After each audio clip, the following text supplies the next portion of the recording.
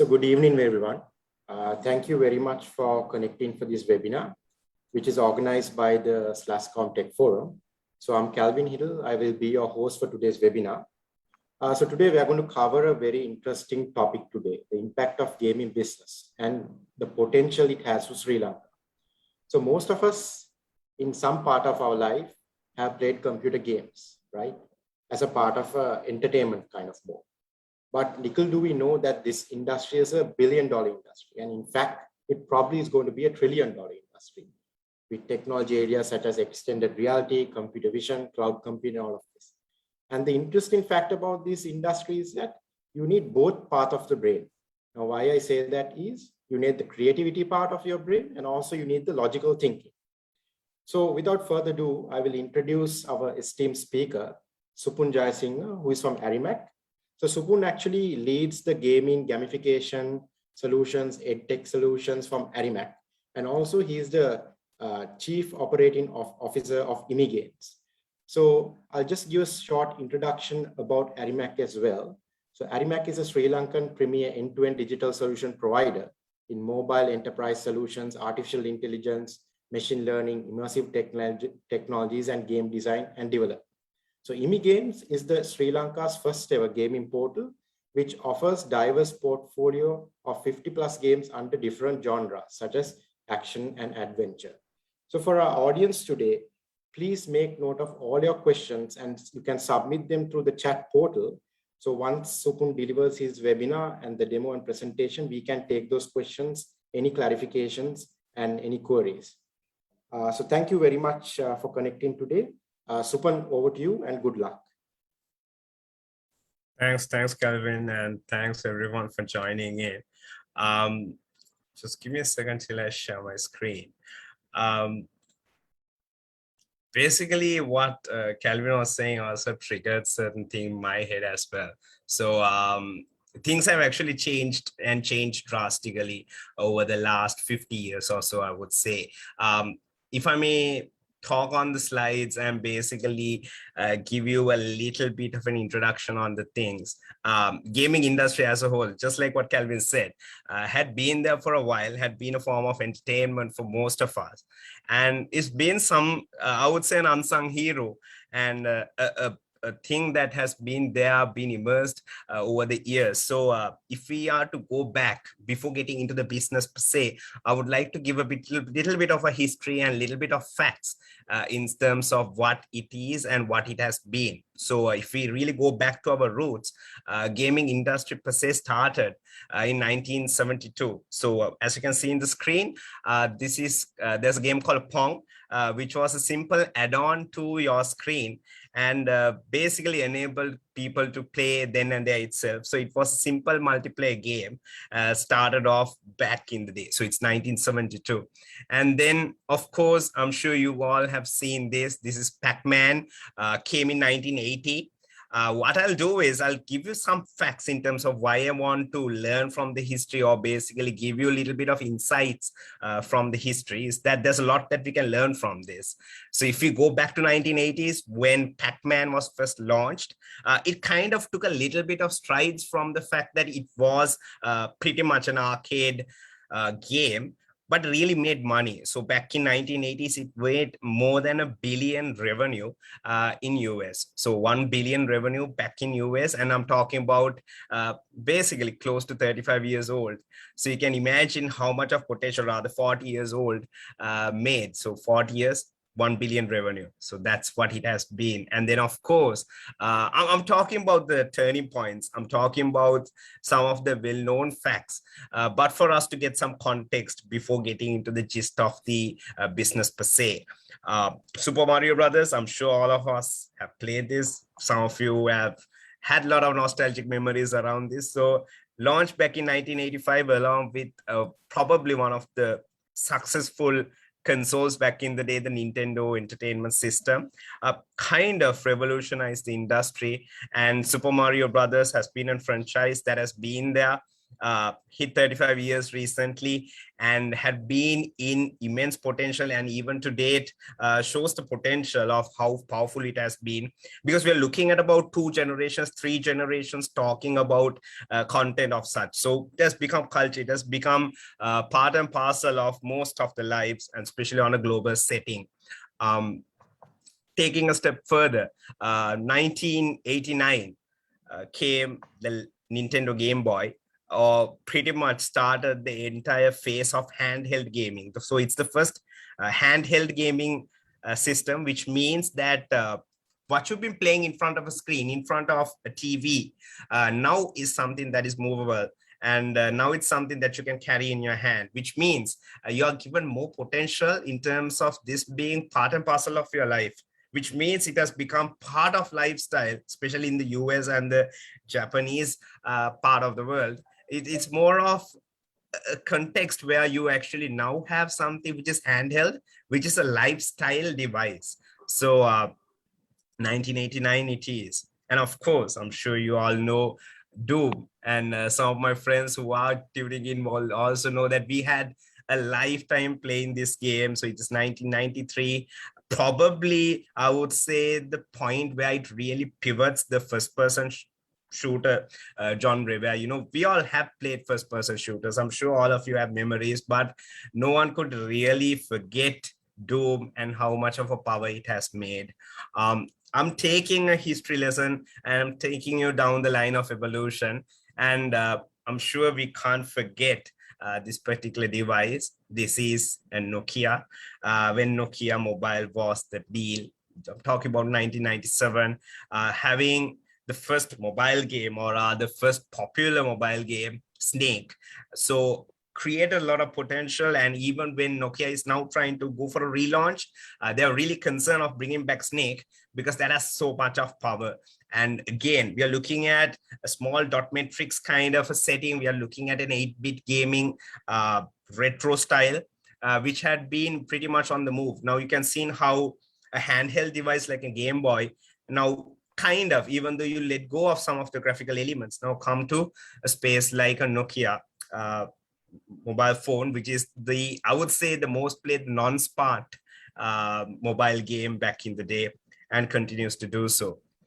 So I've been telling you a little bit in terms of context of gaming, how it had evolved from this couch front TV facing entertainment to a space where now we are moving into mobile. Now we are coming into a space where we can basically having a little bit of mobility in terms of what we do. So taking another step further, this is Nintendo Wii U, another console which brought in the element of motion gaming into the scene, which means you can actually now get yourself out of the couch. Now you can move about, you have the controller, now you can back it around. You can basically try to mirror the reality in between traditional sports and the sports that's been played, or the esports side of things, but not particularly esports per se, but giving a little bit of motion gaming into the play. You're trying to put a little bit of context into moving the traditional lines of gaming. And actually Nintendo had a different overview on things. They wanted this to be targeted for non-gamers, which means you're enabling more of a family entertainment. Can you get your whole family to get together, give it a little bit of a difference in terms of an experience point of view. So kind of changing it up in terms of what it has been so far. But of course, you can see this being taken into a trend. And of course, now you know that there's a lot of motion gaming related content being developed as well. Okay, giving a little bit of more elements for us to learn. So this is Angry Birds. I'm sure all of you have played. I'll give you a fun fact regarding Angry Birds. So this is launched in 2009. This has been downloaded more than 2 billion times. And even to date, it has more monthly active users than Twitter. So it has around 200 million monthly active users, even at this date. A very powerful brand. And probably one of the first outsets where this entire freemium business model really came into the play, which means its game is given free. You have a little bit of premium elements which you need to pay and get. But at the same time, Angry Birds took a different turn on things. They actually sold a brand rather than a game. So then created more and more awareness. So Angry Birds became a franchise, which most of the people really knew. And it is a brand which was well known, comparing versus someone like Coca-Cola, which was what was not intended to begin with, but the vision that they took in terms of building this up. I've been talking about esports. I know I touched based on it, and it has to be spoken. So if we are to talk about something like Dota 2, we need to talk about esports and why esports. Like if you take something like Dota 2, it hosts the biggest prize pool in terms of an electronic sports goes, which means competitive computer gaming goes. So it hosts the biggest prize pool funded event, which is the Dota International, which is around 40 million USD in terms of prize pool. Let me give you a little bit of context to what it means. So if you compare 40 million versus the recently held ICC Test Championship, okay, so that the prize pool was around 4 million, 40 million, 4 million, and you can imagine the scale of it. So that's how big it has become in terms of an industry where you see, which you watch, which means you have viewership. Now you have competitiveness, and you are now kind of picking the pieces together and sharing it across. Going a little bit further, if we are to look at what League of Legends did, so similar to Dota 2 and very similar in terms of a gameplay style, but these are two fractions that you really can't get together with, comes to a place which kind of changed the entire nation. So I'm sure we've been talking a lot about South Korea recently in terms of it changing the entire culture. And gaming had become a very powerful thing for South Korea, especially how League of Legends being part of their lifestyle. So they got numbers which are rallying around this sport. And of course, they were one of the first to get into I would say, a superior infrastructure when it comes to telcos, and kind of paved the way for them to be very competitive on a global space. So South Korea's turning point, probably what we learned back in the day. Yeah, sorry if you guys can make sure that as a house rule, keep it on mute so that it'll be easier for us to carry the session. So please, small disclaimer, please make sure that you keep your mute on, but probably after the session, we can get onto a Q&A and we can be more vocal. All right, so as I was saying, it changed an entire nation. And South Korea had been a nation that rallied around esports. To give you a little bit more context, they actually value their esports team bigger than their football team. And mind you, they were doing really good in football. Simply, even though they're doing good in a global sport, they still believe that esports is more of a national sport in their space, which means there's a lot more people getting onto it. And I'll give couple of more factors which before getting into a little bit of context. So I can't let go, or rather I can't say that this is something which I have to touch base on, which is Minecraft. Minecraft is the most played game probably on the last 10 years and had a surge recently with the streamer PewDiePie started doing streams on Minecraft again. Kind of had a rebirth, I would say, after a while. One of the most played games in the PC space, and at the same time, a game that has been used by a number of educators in the space of incorporating, or rather inculcating, the creativity on students. So another fun fact for us to learn. As I was saying, again, PewDiePie came on to the live streaming side of things, where now a platform like Twitch came up simply to make sure that you actually have a dedicated streaming platform only for gamers. Followed suit with what YouTube did with YouTube gaming, and of course Facebook is doing Facebook gaming. You can see that everybody is following suit in terms of what Twitch did, showing the space where how powerful it has become in terms of a medium. And of course, we can't let go of something like Candy Crush. So as you can see on the evolution, doesn't necessarily mean that every game is very hyper realistic or that it looks the best, but it has a different element that brings onto the table. So Candy Crush has been the highest grossing game for the last 5 years. And mind you, even though they say it's freemium, it's one of the most earned games over the years as well, which means they have an amazing mantra of ensuring that you really make people happy. And at the same time, you make sure that you get that buck as well. They say, swipe the stress away. And that's the slogan they go with. So you can imagine what kind of science, and there's a lot of science that goes in terms of development of games like Candy Crush. And of course, you may wonder why I'm putting GTA 5 or Grand Theft Auto 5 here. A little known fact about GTA is that it actually has around 7 Guinness World Records. It made the best-selling adventure game on the 24-hour space. It was the best-selling game in the 24 hours. They made about 800 odd million within a day. So there's a lot of records that goes down there in terms of online production, in terms of it being a retail product that's been sold online.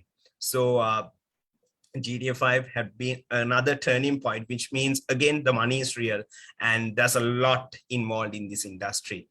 Pokemon Go, again, a revelation, took the entire augmented reality space into gaming and kind of created a whole new element around it. Had around 15 million downloads within the first week, around 200 million revenue in the first month. So you can imagine how powerful this has become in terms of a medium. Couple of more facts. Obviously need to mention something like PUBG or PlayerUnknown's Battle Royale.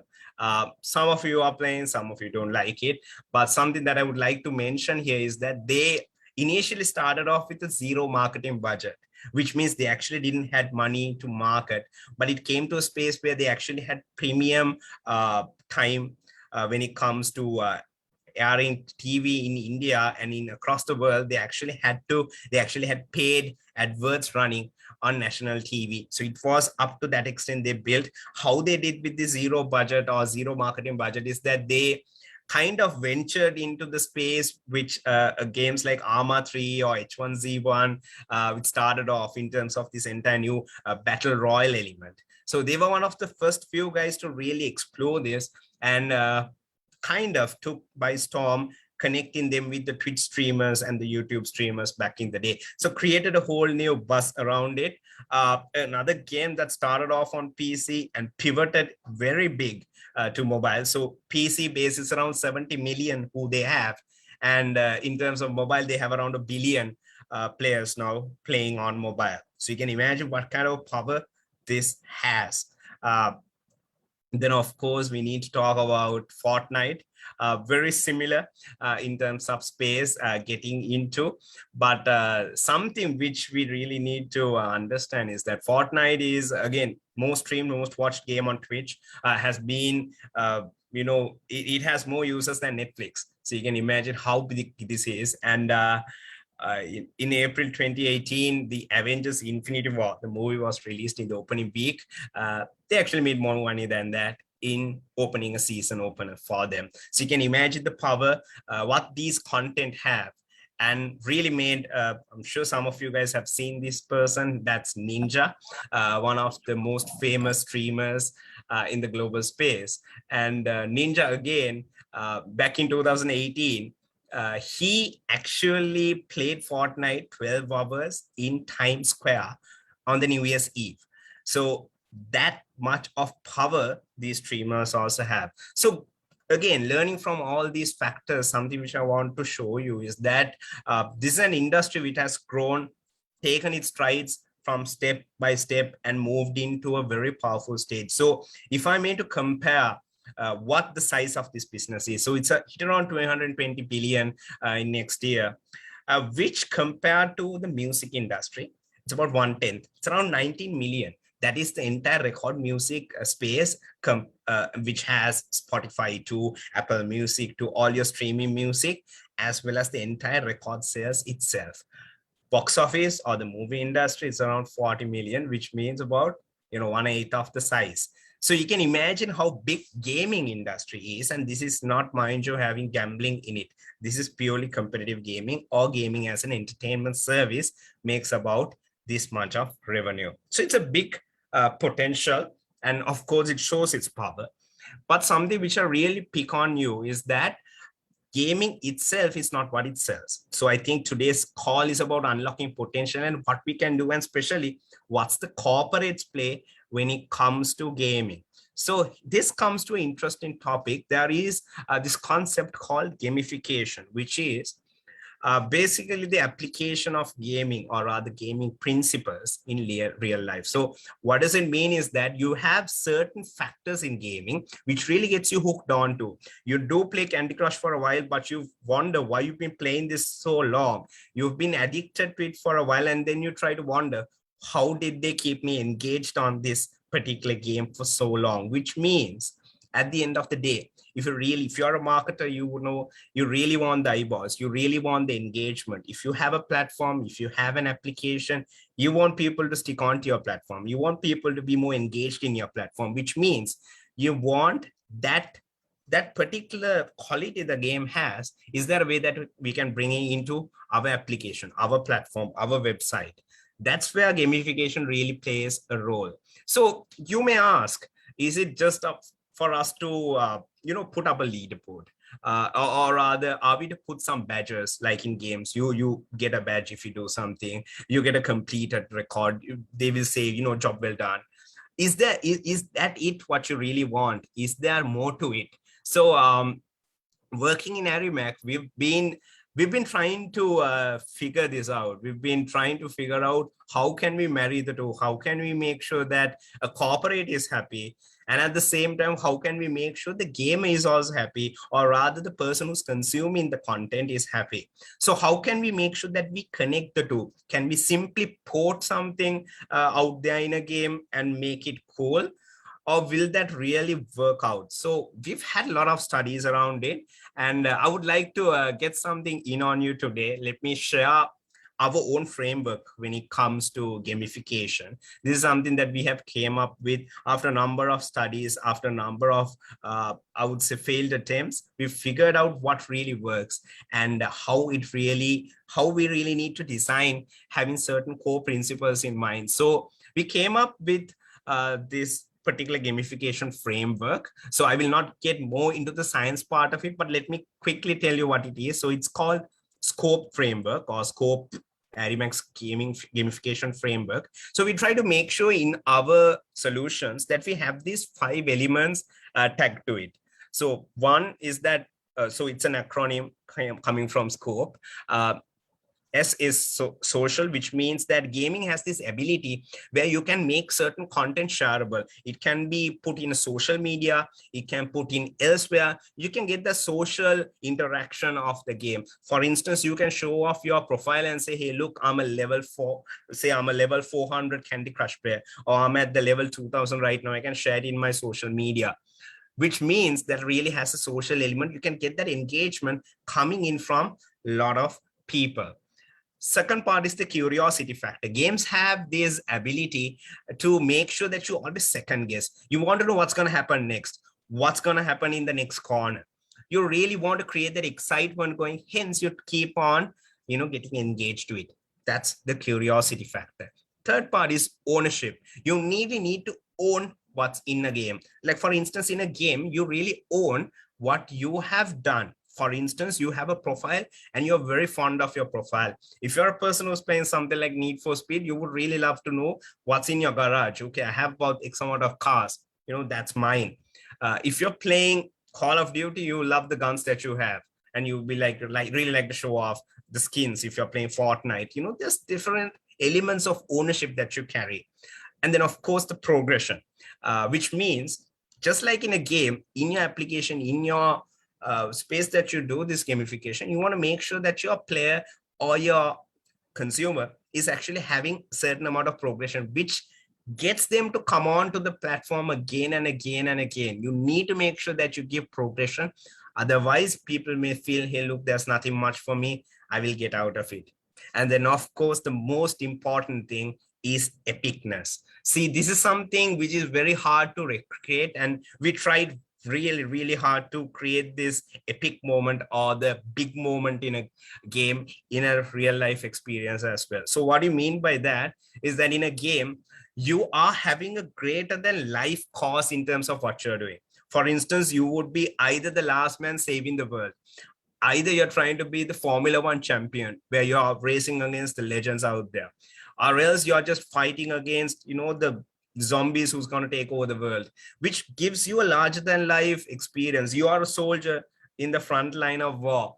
And can you really take out all those enemies? You probably take down more, which gives you more of an epicness. You're a superhero in your own game, which is the experience people really like to get engaged into. So we use these 5 principles, and we have done a number of case studies. So what I would like to do right now is to show you some of our case studies, and just show you how we have connected the dots, and to give you this insight that there are a number of companies in the Sri Lankan context who really, placed their trust on us and really had done work on the same space. So I'm sure you guys have seen there's this game that we did for Keys called Keys Power Shopper. Here the experience is a little different. I can still recall our colleagues in Keys when we first met. What they said was, hey, look, we really want to make sure that we get people to come onto our platform, or rather we get the kids to tell their parents, please, let's go shop at Keys, but not at any other retail outlet or the retail chains out there. And that was basically the brief we had. We just got the brief saying, look, we want to make sure that you create something so the kids out there will tell the parents, look, we want to go and shop at Keys, nowhere else. And they were kind enough back in the day to offer us, the gift that we would like to give away to make sure that this entire loop is completed. So Keys Power Shopper is a simple runner game, side-scrolling runner game we created. The difference here is that we managed to connect with their loyalty platform as well as their point of sale system, where if a person really buys a certain amount of goods worth the basket value, predefined, of course, and if we manage to make sure that that basket value is met along with certain conditions, the POS system allows a particular coupon code which can be entered in the game to get an extra life. So everyone wanted to get a life so that you can get ahead in the leaderboard. Hence, you have to come and shop at Keys. Okay, so this is a behavioral change now that we kind of incorporated. In a way, there is a business sense. Why? Because your basket value is now kind of pushed up. You're making sure that these guys are coming only to Keys, but not to any other outlet or their competition. Kind of created a very unique flavor on things. Talking of flavor, we worked with Harpo's, giving a little bit of a crunch in terms of a game point of view. So when we created the game Harpo's Pizza Rush, it was more of a novelty, which again, Harpo's wanted to make sure that there are certain factors that they bring into the table, which other pizza providers are not doing. For instance, they cook with cinnamon wood. So we created the game where we showcase the fact that, they are really cooking with cinnamon wood, gives in those insights in terms of what is something which is not known from the consumers out there. And of course, we worked with Dilma. I'm just giving a couple of case studies just to see that how diverse this is. So it's not skewed to one particular industry or skewed to one particular, a user group. It is actually an open-ended profile of people, profile of goods that's been sold there. So Dilma, for their 70th anniversary, we did up a game, which again showcased, this was a global release done along with their new products being launched on the 70th anniversary, again showcasing what really goes in terms of creating a cup of Dilma tea. And of course, with the current setting, we actually had to do a lot of things virtually. And we worked with Nestamol to bring in this, I would say, a simple turnaround of bringing in Urdu experience on a virtual world. So I don't want to explain a lot here, but just to make sure that, we have done elements like that. And of course, connecting that with the current context, we work with WHO as well to educate users in terms of how to wash hands, because in the current context, cleaning hands is something really, really important. And to make sure that you really do it right, and especially educating the kids, doing it through a game is very powerful. Hence, we used that as a medium. A couple of more case studies where we open the portfolio even wider is that we got Umaria to work with us to do up a game to her hit singer. Again, how can we bridge the two? Now you saw that music industry is in such a way, it doesn't mean that it can't coexist with games. We have done that where we married the two and connected the two parts of the world. giving a little bit more power to the game. And then of course we work with Umaria and we work with Urania as well. Especially again, the requirement is to connect with the population, with a younger audience, what we can do. So we work with Urania in a game of hers as well. Then of course, talking of the digital space and digital entertainment, you can't forget these guys.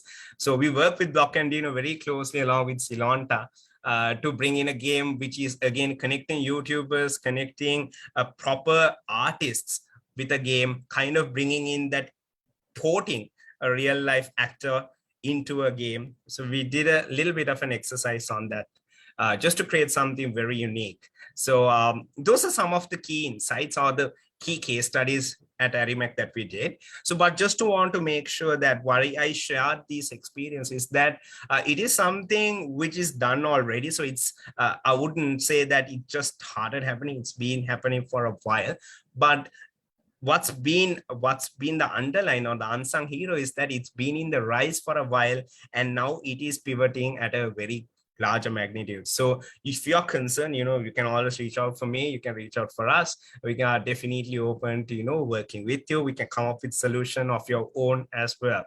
All right, so having said that, there's another factor that I would like to mention here is that I'm sure some of you are really, really happy or really concerned of doing a game of your own. Can I, I have this cool idea.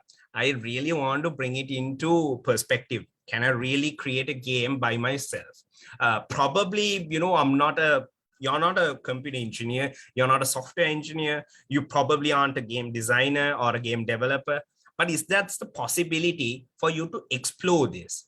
So this has been a question that has been in the rise, I would say, over the years.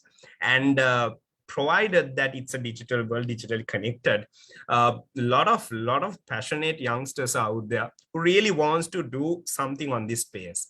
What I want to basically open up or widen your horizons is with this movement that has been happening in the software world, which probably not many of the developers like, but it actually brings in a lot of creative side of things into the play. Like Calvin rightfully said in the very beginning, this is an industry where you really need to have both sides of the brain, which means you really need the creative input. At the same time, you need the technical know-how to support as well. So hence, the no code or the low code movement is a movement that's happening in most of the softwares out there, which means in a platform, you really get people to come on and operate with low skills of coding, or even with no skills of coding as well, which means it gives you a sandbox like an environment, which is easy for you to adapt. You can easily tweak it around and create content of your own, because ultimately speaking, what really works is that cool concept that you have in your head,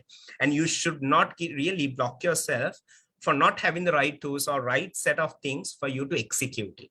Okay, so low code, no code movement is happening across the space, and it's not secluded for gaming, I would say, but definitely in the gaming space, it's getting easier. So if you take one of the big or the easy tools for you to begin with, one would be Unity. I'm sure it's widely heard, and I'm sure some of you who's already tuning in would know. This is having about 2 billion active users, about 1.5 million monthly creators using Unity. So use it, it's easy, you can really get onto it. And what I would really suggest is that if you're a youngster or even if you're older, it's not that difficult for you to learn. And especially with the current context, now you're home, now you probably may be a little comfortable staying at home and working. You may be able to, allocate a bit of time, maybe like a half an hour of the day. You can actually go through the YouTube tutorials and learn. There's so much of content creators who's really supporting on YouTube just how to do this with a very small knowledge of the knowledge of coding. And mind you, it's getting to a space where most of these content, or rather the platforms themselves, are trying to make it easier for non-coders or the non-developers to come onto the platform and start creating content, because more the content being created or more elements being created, they can actually monetize. Hence, they want more people to come onto their platform. Similarly, there's another engine, which is Unreal Engine, or a platform which can be used just like Unity, but goes a little bit more onto the PC end of things and VR end of things, where you can really leverage on creating more content on that space. So kind of shift in the space altogether, which again I would like to tell you. So there are trainers in the local space who we are proud to work with. One of our own guys called Thilina Premasiri. He's also an Unreal trainer, a licensed trainer, and who is a Sri Lankan. So we have the talent that is actually even teaching in the local space. So there's a lot of individuals who's really taking the strides in terms of teaching, taking the strides in terms of learning as well. So something that we also strongly believe in is that there's a lot of potential out there. And if you're really creative, you really do have the tools out there, and there is no one really holding you back. And us as Sarimac also, we are very, very open. If you really have an idea, if you really want some advice, we're always there to help you out. And we also believe in building this ecosystem in terms of really taking Sri Lanka to the next leap in terms of making money on this space, because this is an industry that's been in the rise, and probably an industry which can really be very lucrative years to come as well, because we're not seeing any decline in terms of any of the trend line goes, in terms of usage, in terms of content creation, in terms of viewership.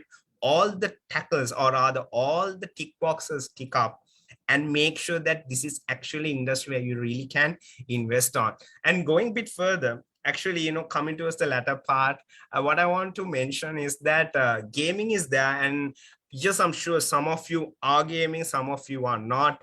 I myself still game, and I don't think it'll be anything that would be actually skewed with age.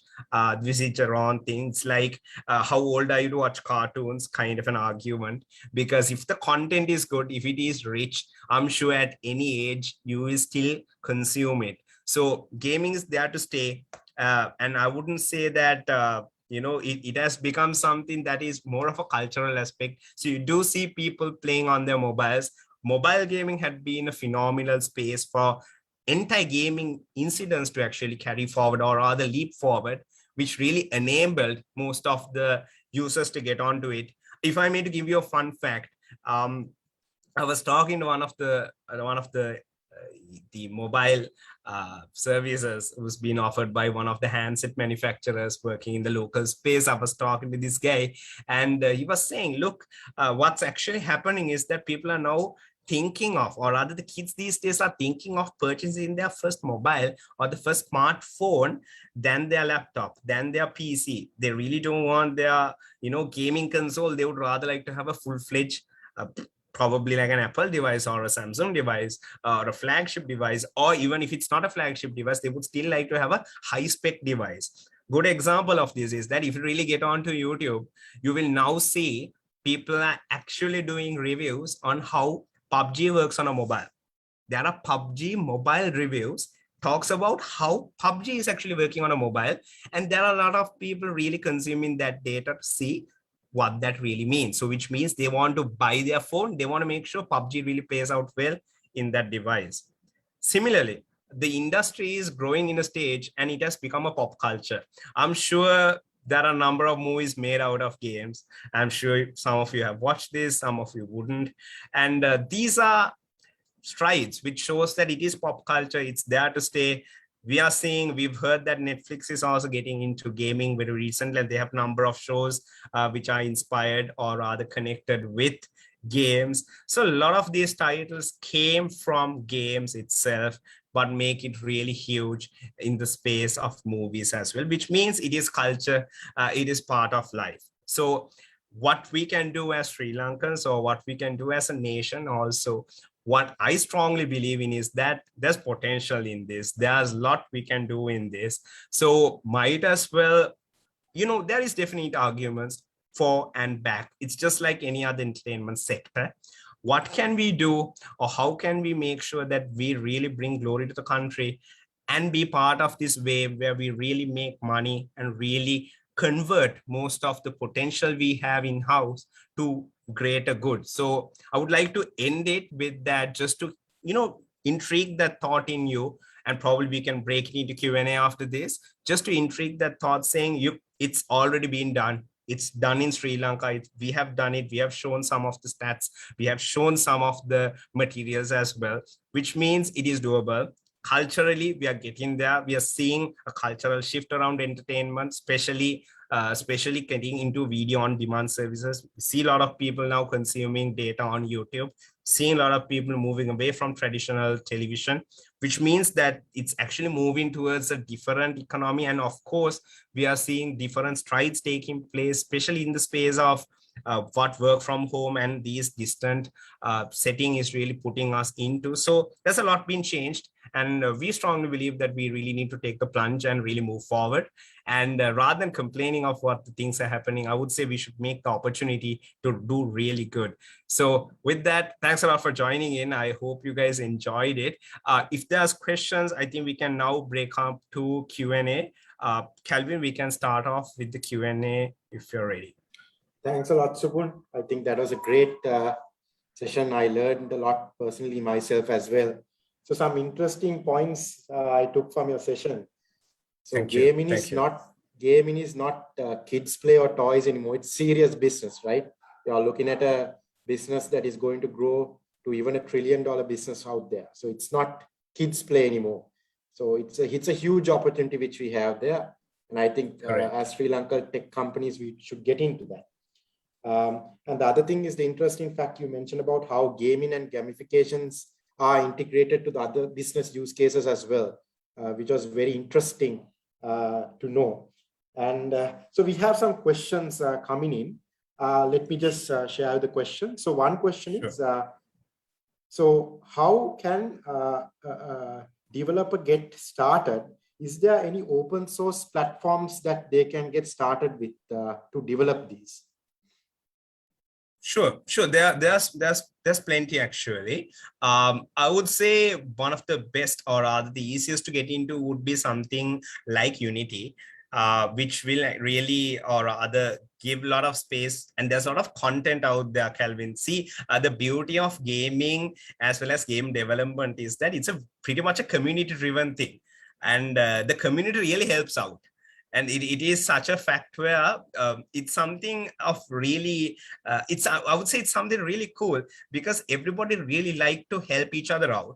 And very rarely you see pitfalls in terms of when it comes to, forums. Most of the forums, like if you get on Quora, if you get onto any of these forums, very open, and a lot of communities that's tallied around Facebook, YouTube, do see that people really consume or rather share a lot of content. And in terms of open source platform goes, I would really like to tag something like Unity because it's free to start with. There are definitely paid softwares out there, but in terms of a free version to get onto game development, try to get a flavor of what it is. And if you're not much of a coder, I would say get on with Unity. But even if you are a coder, if you are into software development, would love to learn on that side, still you can do a lot on Unity. So I think Unity is a good space. And in terms of understanding tutorial goes, there's a lot even in terms of Sinhala content, Tamil content available on YouTube. So I don't think a language would anyway be a barrier. And there's global to local content being there for us to learn. That's great, super. So there is another question coming in. Are there any use cases where gamification is used in education sector? Yes. Is the question. Yes, so there is. And mind you, we've been working on a couple of cases as well, not that I can actually disclose right now. But yes, so if I may to give a best example, or I think this would really give more context to what I'm saying in terms of edtech and connecting education to the Sri Lankan context. This is a study that I did with a couple of my colleagues. If you really look at the mathematics Sinhala curriculum or the local stream curriculum we have in Sri Lanka, that has around 20 odd assignments. So these assignments are like, for instance, you multiply something by 4, you multiply something by 3, divide something by 2. These are the assignments that you have. So imagine doing a 26, 27 level game for a grade 1 student, very lucrative. You can imagine the engagement, right? I'm sure the parents out there would know how engaging they are when they come to their tab, when they are given a mobile. And I'm sure most of the parents actually get away from the kids, or rather keep them at stray using a mobile, which means it's engaging. So what the study we actually did, we figured out what they cover in a year can be carried out and really cover it within about 3 months. And that's with about very small engagement with the kid. So it's very powerful. There's a lot of gamification that we can use, and actually direct gamifying the content itself, Calvin, we can do. That's I hope awesome. I Supun. answered. And yeah, of course. And we have seen many educational apps which comes with this augmented reality and these Correct. kind of features. So tagging on to Correct. that, just want to get some insights. There's a question on Yes. where do you see this extended reality blending in with the gaming industry? What is the future with this technology? Okay, so yeah, before getting into that, Calvin, actually, if you tune in, we are actually working on education or edtech product as well. So just stay tuned. I'm sure I should be able to give you guys some good news in future as well. So stay tuned on that. And especially talking about this particular space, extended reality. What works out is that I would say the best answer for you is to watch this movie called Ready Player One. For those of you who haven't watched it, I would really urge you to watch it. That future is not that far away. It's not that far away. So which means hyper realism in terms of content creation goes, it's there, especially with newer technologies out there in terms of virtual reality headsets goes, and especially in terms of the spec on the mobile devices these days are very powerful. And this really enables a lot of content developers to create content around it. So the AAA hyper realism, light into texture into going up to the real detail level is actually possible.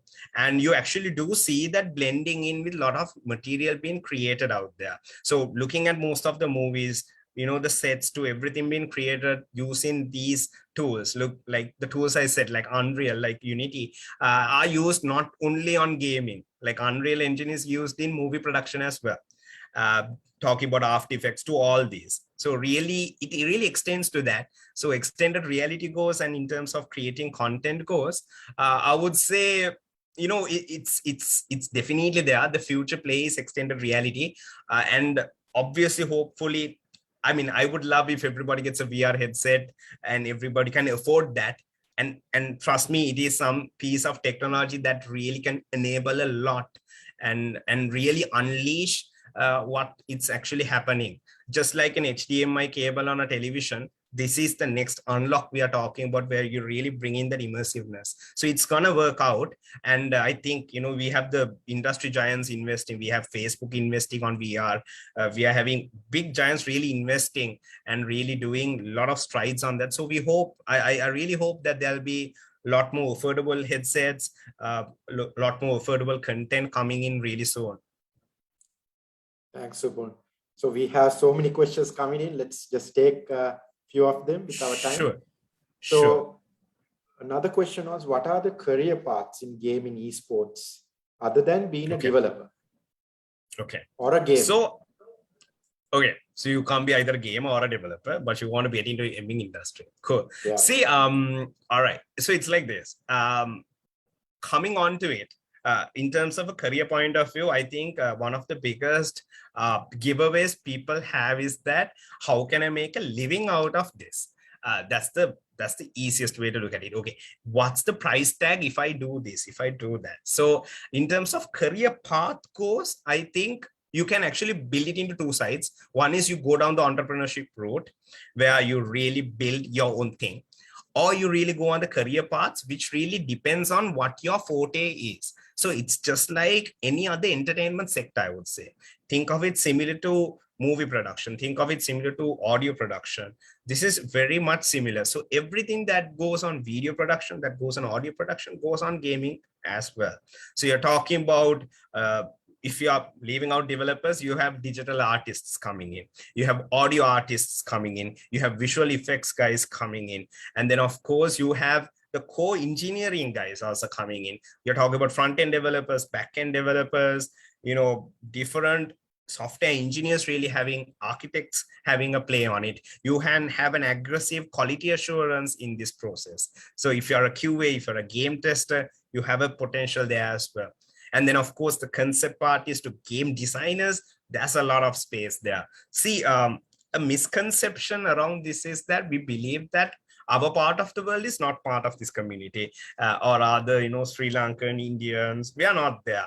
That's the general notion of business, or rather the understanding that have.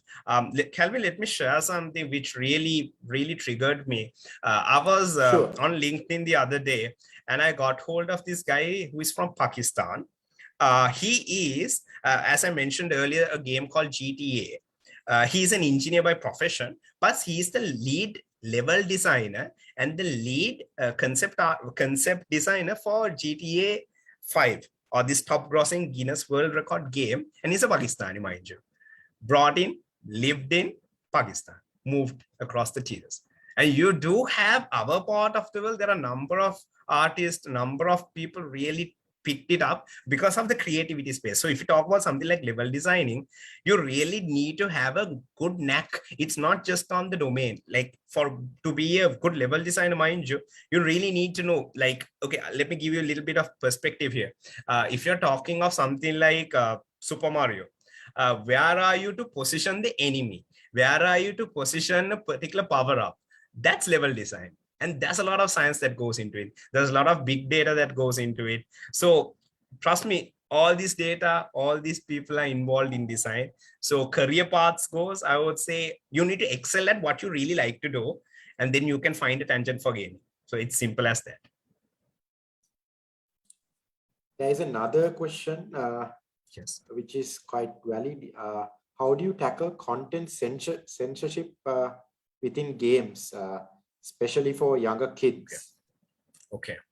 So there are ratings on games as well. So there are international ratings that's given for censorship. So you can look into that. And then of course it depends on the content. See, it's like this. If you take it, it depends on understanding, or rather drawing the line in terms of what content a particular age kid should play or not. The problem happens when the kid doesn't understand the behavioral change between one or the other. So you need to make sure that game is just like a movie, and you need to treat it just like a movie. I think the best way when it comes to censorship, Calvin, I would say think of it like a movie, because you don't let a kid watch any movie out there. You would make sure that you don't watch certain content. Same thing goes for gaming. Same thing goes for music also, because there are explicit content when it comes to music. You don't let kids listen to anything they like. So how can you draw the line between the two? One, yes, you do have ratings when it comes to content. And then of course you can see the best way anyone who buys games these days would do is to go through some of the YouTube material, go through what the content looks like, and then make the purchase. And then of course, let the kid consume it. Thanks, Supun. Then there's another question about gaming and monetization. Yes. What is your idea on that? I think the question might be related to how do you monetize on Yes. gaming, right? Yeah. Yes. So there are multiple ways. Just like any content out there are multiple ways. And gaming is one platform which really took off freemium model into a whole new league. Where you let the users come on, play free, and then at a particular point you open up the price wall and let people say, hey, look, is this the time to make the purchase or not? One of the good case studies would be something like Candy Crush. Had been there for more than 6 years now, running really good, still getting people to purchase. So there are cases where some had even used up about 4,000 USD in terms of purchases, individuals making purchases. So one such angle is that. One of the biggest other angle on thinking is now getting onto the subscription module, just like any other content piece. So it's like Netflix, just like Spotify, which did it on video and music. We do see the game passes coming on to PlayStation, to Xbox, to Nintendo, to Google, to Apple. All these guys are doing the same. So you have the subscription model, you have free to play freemium model, and then of course you have one-time purchases as well, which is the smallest out of the three. Thanks, Supun. So this is another question now.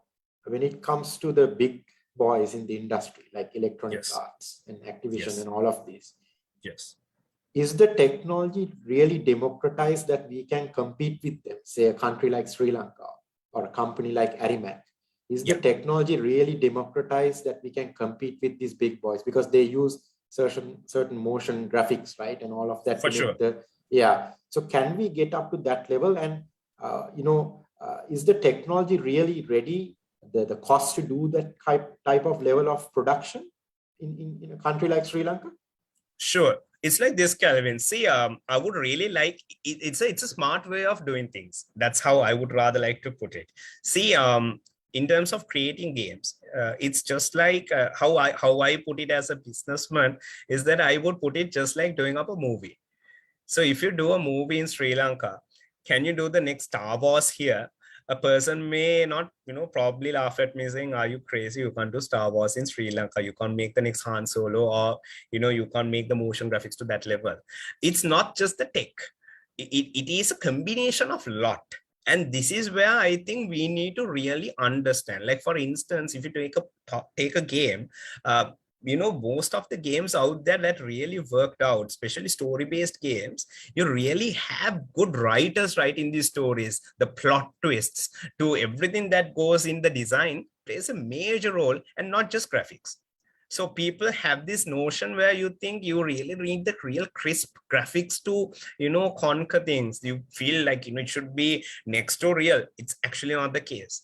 As long as you have this experience coming up. See, best example, if you take Minecraft, 10 years down the line, the blocky 8-bit kind of a look on things still gets people hooked on to it because it has such a good mechanic and it really gets you hooked on.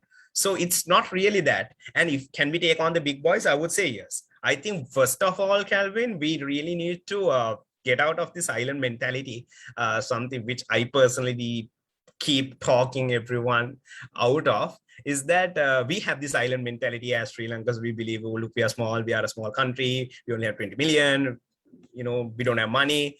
That's all I would say excuses that we put to say that we're gonna fail.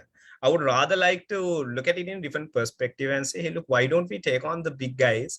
Why don't we probably hit head on? Yes, we may not have the R&D, we may not have the data, we may not have a lot of, I'm sure we have difficulties, but can we really hit against them? Yes, I think it comes with the creativity side of things and the novelty that we bring into the table.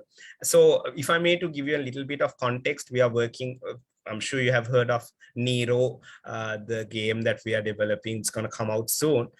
We tackled the same problem there. So what we did was we want to create something novel, bring in a local flavor on things, because that's something which you can't find out there and they really don't know. So for instance, our terrains, Sri Lankan terrains, are very different to how a US artist looks at, creating terrain, especially a war-based game. They would rather know how to do the Viet Cong and the Afghan, but not know the local context on things. So that's something very novel, and especially a person who's consuming would really like to see. So that's the space. I think it's a matter of how we position it, how we be smart about it, than being, I would say, hard working around it. We have another 5 minutes more. We are getting some good comments as well, as this is a very insightful event. So let's just take the final few questions. So sure. What are the trending research areas in gaming and gamification, which university students can carry out during undergraduate level? Okay, so it's gamification and gaming. I think it's for research for their maybe final year projects, any research that they can do. There's definitely research they can do, especially with the surge of gaming itself taking up, Calvin. See, it's the behavioral changes is what I would say we need to really understand. Like, for instance, I will take something little bit away from gaming. Let me talk about something like Facebook. You really get onto Facebook, and I'm sure most of you who are consuming would think, you keep swiping, your screen, you keep swiping your Instagram feed, and you're there. You would probably want to spend about 2 minutes, but you end up spending about half an hour. So why that happens? It's simply because they really know the science to get you engaged. So as the researchers go, I think that's where we need to get the local insight in terms of why, how, answering those questions can really unlock a lot, especially on the setting where we really unlock it to the brands and the corporates out there. Because see, ultimately, Calvin, it doesn't make any sense if we can't relate the two. And that's where I also come in, because we truly believe in the passion really needs to meet business. If not, we can't sustain. So in that context, I would say the university students could probably take that stance and do something where they can really make an impact, one on the society, one on the corporates themselves, so they can really not just tick off their element of finishing up their thesis or the finishing up their project, but really making it impactful. I Great, hope I Subun. answered. Yes, so we'll take the final question. Actually, someone wants to connect with you as well. I will loop Yes, with you yes, in mail. please feel free to connect. Yes. So let's take the final question. So yeah, the question is, do you have any plans to release the future games, say Nero, to consoles such as PlayStation and Xbox? If not, what prevents you from doing that? Okay. Nero is a very subjective area. So I would say, please wait and see. I don't want to make any spoilers here. Why anyone or everyone can't put content there? There is a problem which we need to understand, because when it comes to production, like especially physical copies of Xbox, of PlayStation, the problem is you really need to do physical copies, and you have a digital release. You have both, right? You have a digital release on content, and then you have the physical release. Physical release is in the decline, and that's where I think guys like us can also really go take strides, because digital copy is easy for us because we don't want to ship it. We have that entire value chain being taken off, which really supports the cause. So what prevents it's that, so there are a couple of areas, right? So why anyone or everyone can't put content there is that you really need to build a huge case, and yes, you need to have connections, because these guys are like publishers. So think of it like you have done up a book, you want to go and get yourself published in one of those big publishers out there. Will they do that? That's a problem. So can you may have the next edge in terms of what you have created, but can you really open those doors of the big publishers is a question that probably most of the indie developers are having as well. But hopefully the democratization of that is gonna take place and would be soon. So we saw that happening with Google coming up with Play Store. It really opens it up, open it really wide. Apple did it somewhat. Huawei Play, for sure they are doing it. So we are seeing a lot of these marketplaces opening up. But as far as Xbox, Nintendo, and PS goes, it's a tricky subject. And it's again, they are doing it to safeguard their hardware and to safeguard their console. So there is a console play on that as well. But I would really like see more the consumption is now happening. Even though I also play on the PlayStation and on Nintendo, I still believe that the future doesn't actually hold up on the console play, because in future it's going to be a virtual console, and we may really not need to buy any hardware. Especially with 5G coming up, it's a virtual play we are talking about. So it's really going to be very different in very near future. Probably will be the last generation who talks about consoles. So we're getting into that virtual space very soon. Yes, thanks a lot. I think we have come to the end of our time. I mean, we can talk on this forever, right? This is such an interesting topic. So thank you very much, Subun. I think it was a very interesting session and very insightful information you have provided, personally for me as well. And I hope it was a very informative session for the audience. And wish you all the very best with your Nero release. I'm looking forward to it as well. Thank you very much for the people who connected. And stay tuned for more insightful, interesting topics under /Com Tech Forum. So have a great day and take care. Thank you. Thanks a lot for having me, Calvin. Thank you.